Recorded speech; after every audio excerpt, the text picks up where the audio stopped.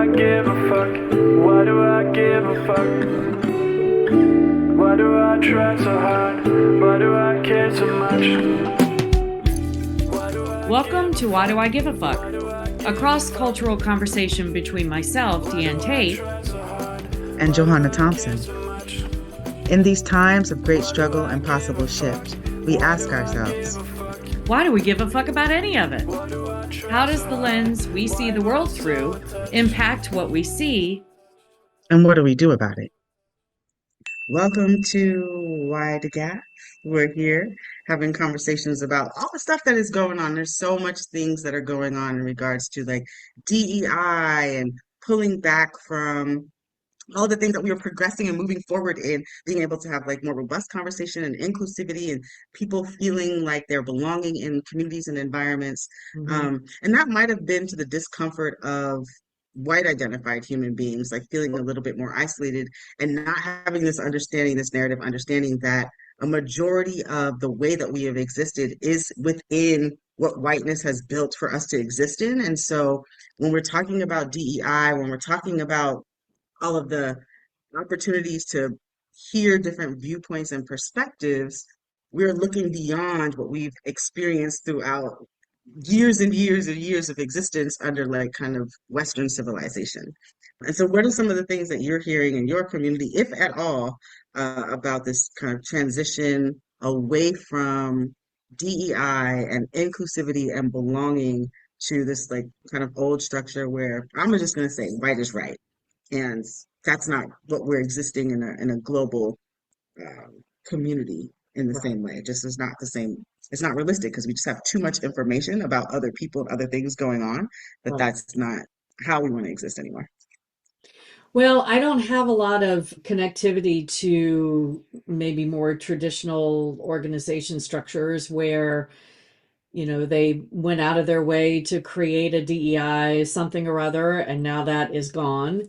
And that is impacting. I can only imagine. I mean, I think what you said is clearly right, that, and we've talked about this before, that whiteness doesn't know how to exist in a space that's not built for our comfort. And so when, you know, if it's telling to me when I hear people talk about, especially white people talk about what they thought DEI was, that's really telling for me. When I hear people trying to describe what they think they've dismantled, what they think DEI was, is very, I think that gives us a look into what their lens was and why they were. And interestingly enough, what I keep hearing, what I continue to hear, is different iterations of excluding white people from conversations, from spaces, from, you know, white people can't apply to this or that, why people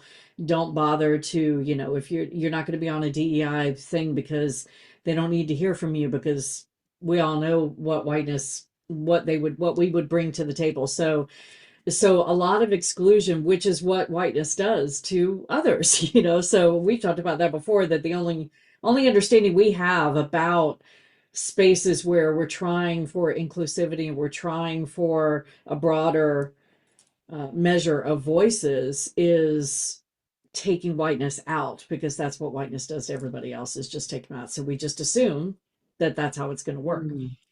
So I haven't had a lot of conversations with folks who are in traditional settings where maybe their company went out of their way to try to create some sort of DEI something or other, and now that's all gone, and how it might revert back. So I don't have any firsthand experience in that. But I am seeing things, you know, in the algorithm and on social media platforms, how things are changing. And granted, some of this may be, you know, might be expanded or exaggerated at any level.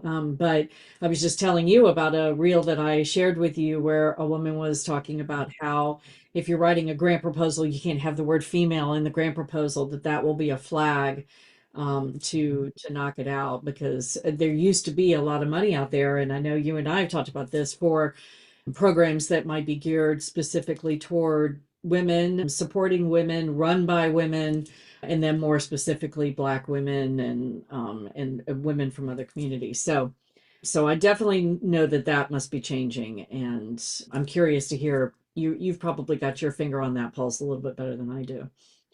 Well, during the height of both of the pandemics, so we're talking about the height of the COVID pandemic and then the height of the loss of like Black and brown lives to state violence, there was this kind of awakening, right? We're talking about the woke period that everyone was, well, that white communities were like kind of pushing back on, Yeah. right? Love everybody, we don't see color, and all of the things that were the Mhm.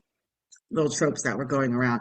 During that period of time, also, we saw a huge increase in most corporations just recognizing that they needed to include a larger variety of voices and do some DEI work and really put resources and funding into understanding how they could improve their work environment and then also their bottom line. We kind of spoke about this before in some other episodes, right? So a lot of people got jobs. We made, we know that in university settings, that there was specific programming to look at the demographics of who the students were, of the Mhm. representation of who the professors were teaching, because we know that representation matters in helping to elevate communities and culture.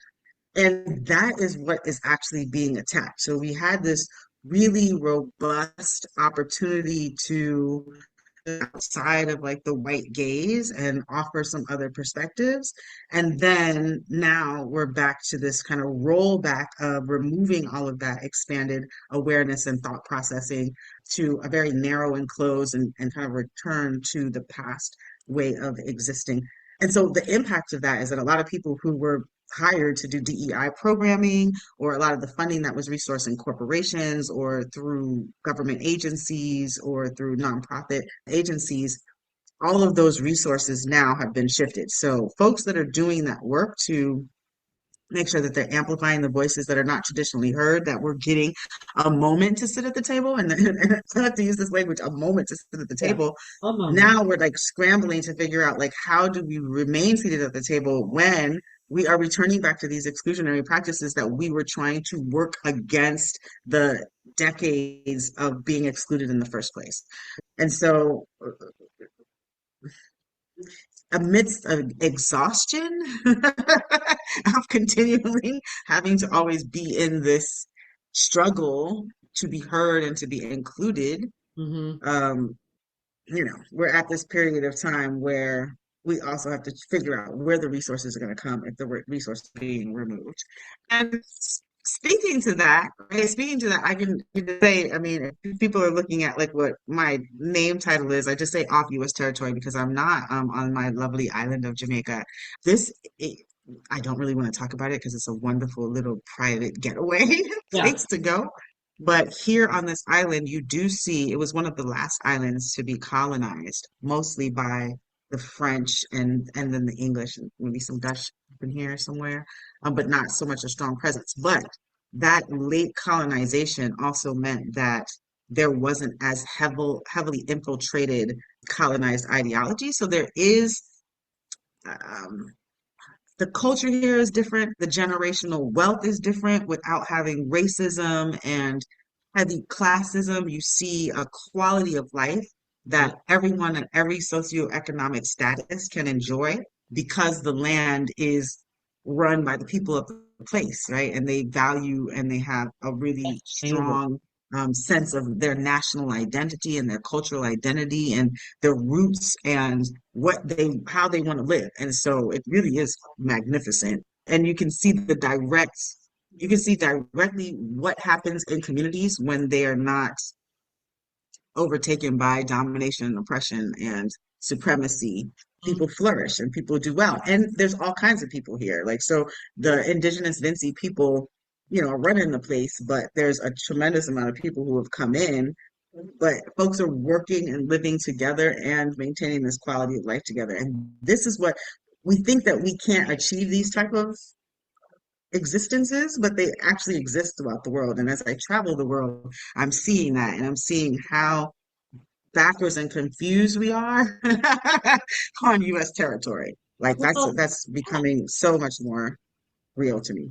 any place that has I mean, we talked about this in the last episode, any place that has a foundation of colonization, we can't, that's one of the colonizer Mhm. blind spots or their blocks on knowing that it can exist in beautiful synchronicity when the colonizer mindset is not the ruling mindset. The dominance doesn't have to Yeah, be the thing. You can have a diverse, beautiful coming together, a community of different people from different backgrounds with different ideologies and different traditions and different thought processes, and still nobody has to dominate. Nobody has to be exactly. that's incredible. That's I'm so glad that you get to experience that. And yeah, but maybe It's so we'll true. when I edit this, maybe I'll take out the neighbor where you are, so so nobody goes, nobody that looks like me that wants to colonize.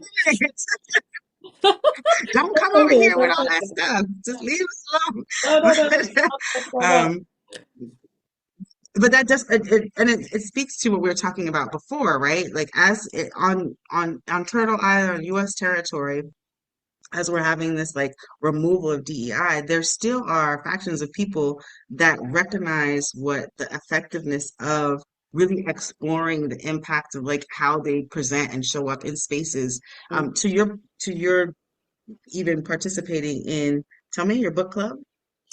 Yeah, so we don't really call it a book club, but it is technically Oh, working on a book. It's okay. something that started when I was volunteering with an organization that was Black and Brown founded and largely Black and Brown led. But as a lot of these organizations, you and I have this experience with the organization that we got to know each other in working in, that a lot of white people, specifically white women, will be drawn to these kinds of organizations that are trying to make the world a better place in whatever platform or focus that they've got. And the problems that come with that, the white womening that shows up when we are maybe the predominant. I think in the organization we had 12 to 1300 people, and I don't know. I know, a little water in the I background. just love Cedar Cruz. Um, we had I don't know what the actual percentage of how many of the population in this group was white women, but it was a lot. And it showed up. And so, as it is wont to do. So we used to host Zoom calls where we would invite speakers to come and talk and things, and we had to implement very strict guidelines of how to let people in. Mhm. Like nobody was automatically approved. I had the task of creating, well, we all created questions to ask people, and based on how they answered and some deep diving, that I could do some sleuthing to try to see, what kind of person this was, before accepting them, especially if they identified as white, because we did ask. And and even then, even when we went to all of that trouble to try to protect, because it wasn't about excluding, it wasn't just about excluding white people. It was about trying to create a safe space for Black and Brown and Indigenous folks that were on the call. And because we know when whiteness shows up, we do our thing, that we were trying to do our best. I mean, we knew that there might be people that would sneak in and still be problematic, but we were doing our best to try to create a safe space. And even that, Can I just stop you? Can yes, I just stop you in that? Because I do yes. want to have some clarification. And it is not the assumption that white folks will come on and present and be harmful. That's not like what No, but the we assumption is. Yeah, but we did know that because the environment was not white comfort, it was not. The co-founder, who's one of the authors of the book that we're working on, Sawa Rao, she calls it exactly as it is. She says she Hmm. never minces her words, especially around the comfort of whiteness. And so we knew that even if people came into the thing with this expectation that they would be the exceptional white person that would not be problematic, their buttons could and probably would get pushed, and whether or not they show whether or not that problematic came in. So no, there wasn't an assumption per se, but there was it probably gonna happen kind of Okay. process. But that is the assumption. Yeah, Really, though, it probably will it happen. So probably gonna happen. I Yeah, needed clarification on that. Okay. yeah. So, I mean, that's important to know. And I'm also thinking about having this conversation and thinking about like where white identified humans would be uncomfortable participating in the space. And the point is not about, okay, the point to me, let me just clarify. The point is not about identifying where you're going to mess up. It is to what you said earlier. How do we make sure that we're mitigating the space so that there's less harm in the things that are coming out that you just might not be aware of that is creating harm? And how much work have you done when somebody says, "Hey, that's harmful"? How can you respond to someone identifying, hopefully in a gentle way, that whatever you've communicated does have harm because you might have missed that it could be harmful. Right. Yeah. Yeah. And we did those of us that were kind of in the core group that were charged with paying attention to what was being said in the chat, paying attention to what was being said. She never hesitates to call somebody, in or out for any of the, the harm that they might cause verbally if we're on a Zoom, so to speak, and they say something out loud. And then if something pops up in the chat, there was a core group of us whose role it was, especially white identified folks, to come in and try to mitigate and then bounce somebody if they didn't do what they needed to do to correct the harm, right? Bouncing you out. Yeah. So, but having said all of that, as much as we were working to try to create a space that may not, to your point, may not be completely devoid of harm, but would be a place where Black, Brown, and Indigenous folks that were coming into the space could feel like we would have their back, that if harm occurred, we would do our very best to mitigate and to shift and to, so even within the core group, myself included as a white identified person, caused harm to Syra on a particular occasion. And so within the core group, we had lots of discussion about it and lots of come to Jesus conversations about it. And it was decided and determined that within the organization, especially with the core group and then outwardly, that we needed to engage our white people in conversations to interrogate our own whiteness, to be actively working on interrogating our own whiteness so that we Mm. hopefully would become white people who could be in these spaces and maybe mitigate some of the harm that we were doing with our blind spots. So Syra charged all of us, all 1,200, 1,300 of us white people, Wow. to create interrogating whiteness groups. And we did within our network. We tried to get people connected based on their time zone. And the charge was to work on this book to start with, which Syra co-wrote with Regina Jackson. It's called Everything You Already Know About Your Racism, Your Own Racism and How to Do Better. And it's specifically geared towards white women.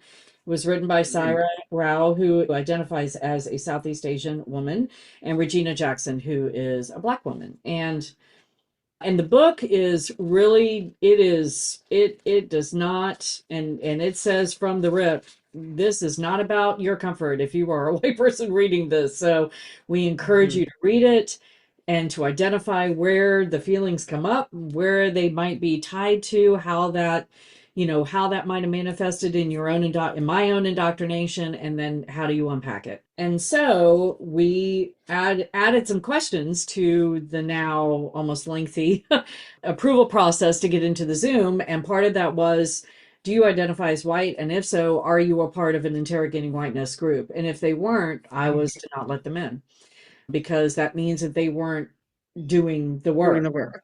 So those groups, I hope that some of those groups are still occurring. I know that the group that I'm a part of is still occurring. And so we go into every week and we talk about, last week we talked about chapter 6. Um, and and chapter 6 talks about education and about how the indoctrination into whiteness is so deeply embedded in education. And what are we, first of all, do we even know that that's a thing? And then if we do, what are we doing about it? Especially as white women, if we have school age children, are we challenging our schools to be better places, which based on all that's happened in the past year with regard to dismantling and shifting and banning books and doing all of the things that we know that have been intentionally done to try to make our schools shift back to that UDC version of what we talked about last week, the United Daughters of the Confederacy, and how they shifted the textbooks. We know that that's the intention, and so it's more important than ever right now for especially white parents to be paying attention to what's happening in their children's schools. So we go around in a circle and we talk about what the topic of that chapter, how that resonates with us, and maybe where we've had an experience to unpack it. And then we also, listen to what each other says and say, can I invite you to look at this a different way if something comes out of each of our mouths that, sets up a racism red flag Racism red flags. in our Okay, safe I space. need to make a little icon of a racism red flag. Tell me one of those things that might have come up in this discussion where it's like, let's check in with what Uh, it is that you are thinking about it. And I'm curious about, okay, we all learned US history in the way that the narrative stories were told to us. right. And so there are a tremendous amount of people, because there are so many stories that were eliminated Hmm. from the history of the United States. Right. And so we have this understanding of a belief system, unless you've done other type of educational pursuits or research or anything like that, you're going to hold this history that has been shared with you as what the truth is. And so Hmm. what does it look like to then also having to challenge yourself on identifying other historical narratives that are different than what traditionally has been shared in the schools? Like, because you have to get to a place where you're thinking, what I've been educated on are lies. You're like, Yes. how do you get to that when you're then calling and or thinking of yourself and a majority of the history that really amplifies whiteness? Hmm. What is that going to look like? How do you deal with the negative associations with your culture in the way that we know that the stories have not included so many other narratives that make what we've been taught untrue? Yeah. Yeah, so there's a lot there. In the group that I'm in, I formed the group with more of the white women that were involved in the core team of this particular organization. And so I know that there were some groups where different folks were coming to it at a different level of their awakening. And that, to your point, that's definitely gonna be a challenge. Because some people are gonna be that this book, I mean, I've read it 4 times, and each time I read something new and something different. The first time I read it, there were quite a few. We talked last week about the 2x4 situation, where you either get a whisper, you get a tap on the shoulder, you get a 2x4 or a brick wall. I got a lot Yeah. of brick walls the first time I read this book. Not as many brick walls the more times I read it. So I know that I'm unpacking and unraveling. But to your question about how do you I mean, we have to be honest with each other as white women, specifically in these groups, to say, let me share this resource with you. So this particular group that I meet with has a signal chat, and we'll do gut checks with each other, like, hey, anybody got a minute? This just happened to me, or I just had this said to me, or I just said this to somebody else, and it's resonating in my gut as maybe something I need to unpack. Anybody got a minute? And we'll either do it in the signal, or somebody can jump on a phone call real quick and talk about it. But we can But you're also, doing this white women amongst white women. So, like, how do you know that you're not spiraling right, that into we're not social yeah, yeah, yeah. um yeah. that's always a possibility, and I think our particular group is very mindful of that. And so Mhm. it does. When we first started these interrogating whiteness groups, we also had groups that formed that were BIPOC only, Mhm. because there were people that identified as Black, Brown, and Indigenous that felt like they could also do their own work, but a completely different scale, obviously, than white people. We had some of the core group that identified as Black, Brown, or Indigenous would serve as kind of accountability partners for the groups. Now, those groups have now gone off into their own because the organization is not, we're not doing the national level activities and organizing anymore. So it is possible that some of these these interrogating whiteness groups can get, they think they know what they think they know, and they don't challenge each other enough to really do the deeper dive. That's always possible when you get. So for anybody out there listening, if you are going to form an interrogating whiteness group or you're part of one, you need to be, that's a very real issue, that it can become a bubble, another white bubble that doesn't. So that's the benefit of using a book. This is kind of like having Syra and Regina going, check yourself, that our accountability partners are in the book. And when we feel the feelings that we feel after reading, whatever chapter in the book, then we talk about, why do I feel that? We all come to an understanding that whatever feelings come up, we need to examine. There are going to be certain people that are going to be in some of these groups that may think that they don't need to examine their feelings. They just feel hurt because they think what they wrote was wrong, or they think what they wrote was mean, or they think it was whatever. And then it's the role of the other white people in the group to say, no, it's not mean. It's true, and it's their truth, and it's their experience. And so let's talk about why that bothers you so much. Let's talk about why, why that's hitting you in your feelings, why your white tears meter is doing this. So white tears meter. White tear. Remember that conversation about the American Society of Magical Negroes. Yeah.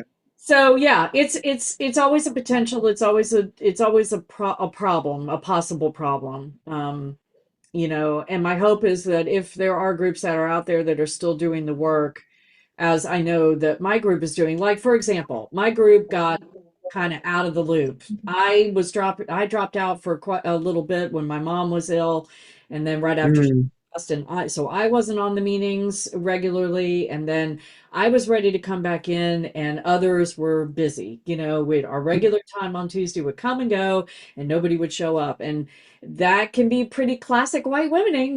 We're always too busy to do the tough work. And so I put into the signal thread, I said, guys, I know that I am one of those that dropped out, when my mom was ill, but I'm curious about whether or not we're actually going to be committed to start this back up. I don't want to get to our regular time every Tuesday and wonder if we're going to meet and then have all of the excuses about why we can't. That's white womening. So let's, and everybody was like, you're right. Not I'm right. I'm sure other people thought it too, but it's like, I called him in and I said, I know that I was one of those that disappeared. Go ahead, organizer Diane. Get them white people together. Well, I don't want to make it sound like any of them that might be listening. I don't want to make it sound like it was all about me, but I did feel like I needed to say, hey, we're doing what they talked about in chapter 2. So let's that's the point. Yeah. Right? That's the point. Right? Yeah. To not only go through these processes, but then to how is it that you actually integrate these processes and this opportunity to be reflective of your behaviors into your entire lifestyle. And it's going to take white people, white women in particular, doing what you did. Hey, are we actually going to be committed to this? Are we going to continue with the way that we have traditionally continued? Or are we going to actually put our energy into being committed about this because we want to experience and have the world that we want to see? Right. That's the North Star. That's the goal. Doing this is not just about shame and blame. Self-reflection. That's a part of the process, the shame and the blame. But it's how are we actually able to create pathways that get us to the North Star of the world that we want to see? And that's the work and the commitment that we want to continue to do. Right. Thanks for joining us. Until next time, as you move throughout your day, continue to ask yourself, Why Do I Give a Fuck is produced in collaboration with Johanna and Diane. Music by Norwegian musician Water. See you next time.